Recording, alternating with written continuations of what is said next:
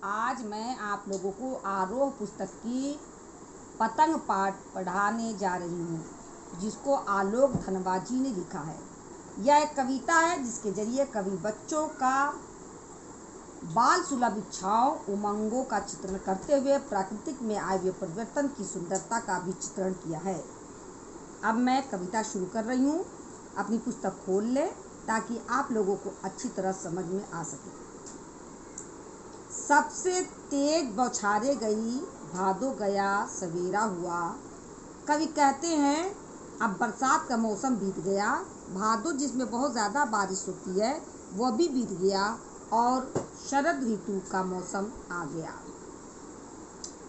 खरगोश की आंखें जैसा लाल सवेरा, शरद आया पुलों को पार करते हुए। अपनी नई चमकीली साइकिल तेज चलाते हुए, घंटी बजाते हुए, जोर जोर से चमकीले इशारों से बुलाते हुए पतंग उड़ाने वाले बच्चों के झुंड को।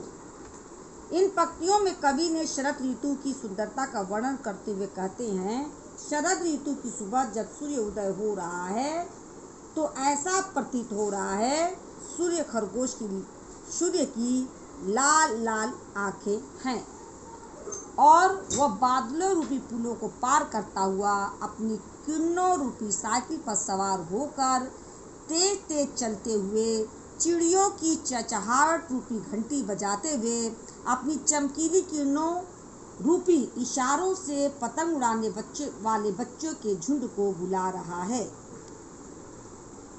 चमकीले इशारों से बुलाते हुए और आकाश को इतना मुलायम बनाते हुए कि पतंग ऊपर उड़ सके, दुनिया की सबसे हल्की और रंगीन चीज उड़ सके, दुनिया का सबसे पतला कागज उड़ सके, बांस की सबसे पतली कमानी उड़ सके, कि शुरू हो सके सीटियों, किलकारियों और तितलियों की इतनी नाजुक दुनिया। कवि कहते हैं शरद ऋतु अपनी किरणों रूपी चमकीली इशारों से बच्चे के झुंड को बुलाता है।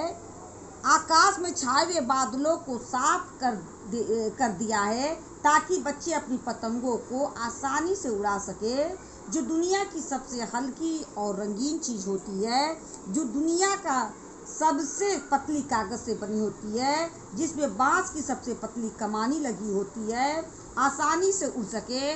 उसके उड़ते ही तितलियों रूपी बच्चों की दुनिया सीटियों और किलकारियों से गूंज उठे।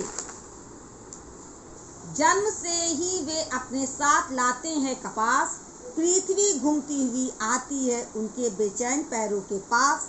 जब वे दौड़ते हैं बेसुध छतों को भी नरम बनाते हुए, जब वे पेंग भरते हुए चले आते हैं डाल की तरह लचीले बेग से अक्सर।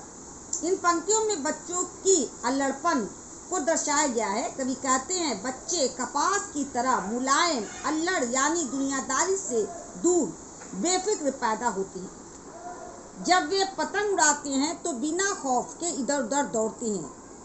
इनके इस उत्साह के आगे ये कठोर छत भी उन्हें मुलायम प्रतीत होते हैं। जब वे बेसुध होकर पृथ्वी पर दौड़ लगाते हैं, ऐसा लगता है मानो पूरी पृथ्वी उनके बेचैन पैरों के पास घूमती हुई चली आई है। जब वे उछलते कूदते हैं तो ऐसा लगता है कि पेड़ की लचीली डाली हवा के वेग से डोल रही हो। छतों के खतरनाक किनारों तक उस समय गिरने से बचाता है उन्हें सिर्फ उनके ही रोमांचित शरीर का संगीत। पतंगों की धड़कती हुई ऊंचाइयां उन्हें थाम लेती है महज एक धागे के सहारे।